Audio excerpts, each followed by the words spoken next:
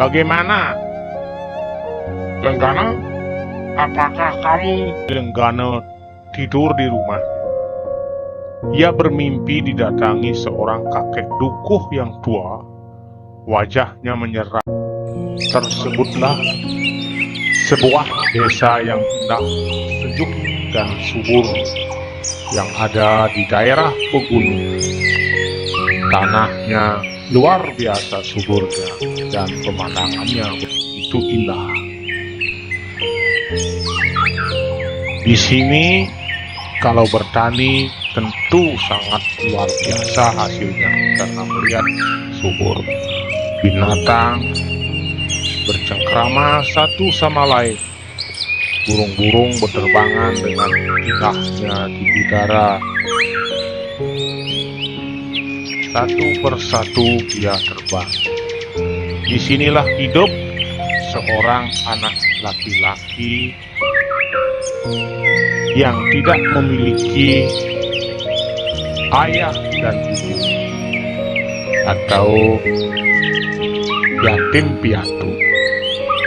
Ia bernama Ilenggana. Ia sering menyesali hidupnya karena ia tidak memiliki teman.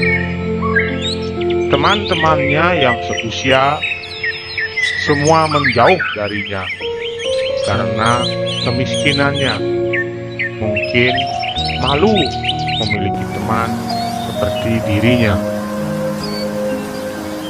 Akhirnya ia hanya bisa meratapi nasibnya. Rumahnya begitu sepi, tidak ada tetangga yang mau mampir ke rumahnya karena keadaan rumahnya seperti itu. Pada suatu malam, Lenggana tidur di rumahnya. Ia bermimpi didatangi seorang kakek dukuh yang tua, wajahnya menyeramkan, yang tidak pernah ia lihat sebelumnya. Kakek tua itu pun menghampiri ia, kemudian berkata bahwa sebenarnya di lahan atau di ladangnya itu telah terkubur harta karun yang banyak yang perlu ia gali di sana, yang merupakan warisan para orang tuanya berupa emas, intan, berlian, dan barang berharga lainnya. Begitu sepintas mimpi Ilenggana yang didatangi kakek tua itu. Ia pun kemudian terbangun.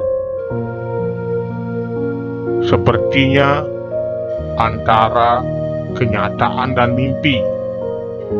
Ia berpikir bahwa dengan mimpi inilah ia akan mulai memikirkan dirinya yang ia tak ketahui sebelumnya, bahwa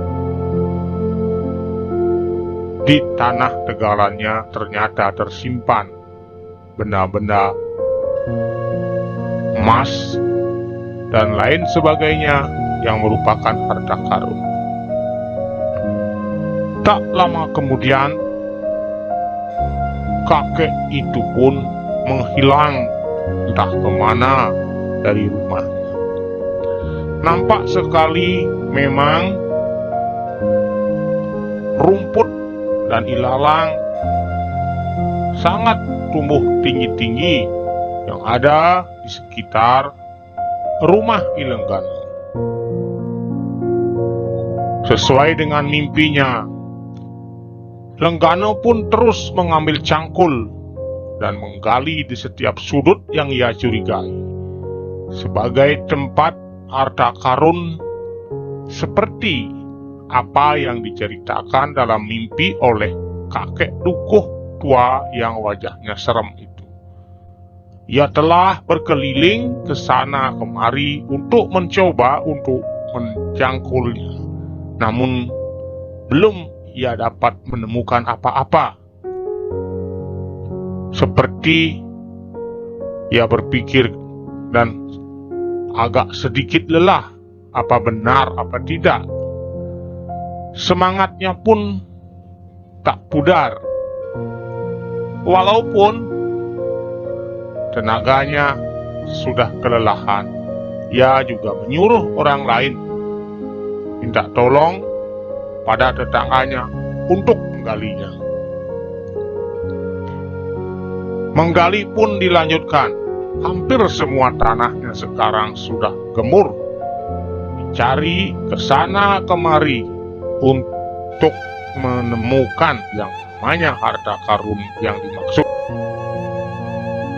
Namun apa daya, ditanyalah oleh Papan Kocong yang juga tetangga baiknya.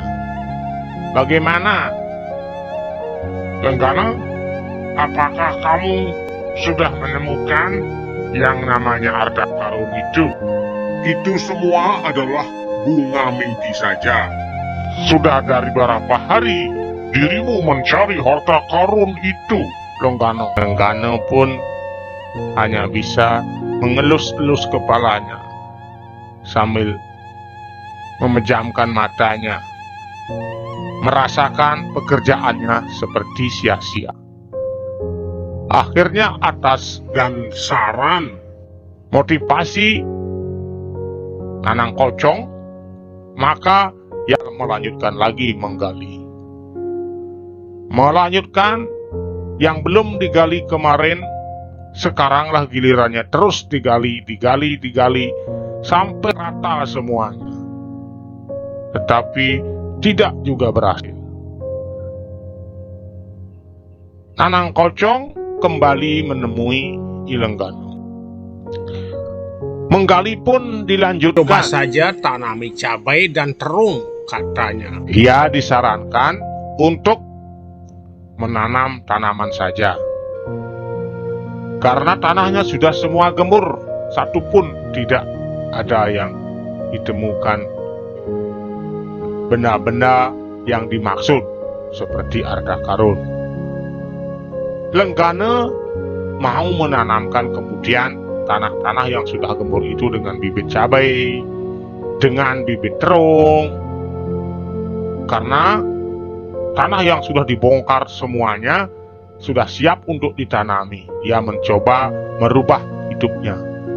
Rumput yang tadi sangat tinggi sudah semuanya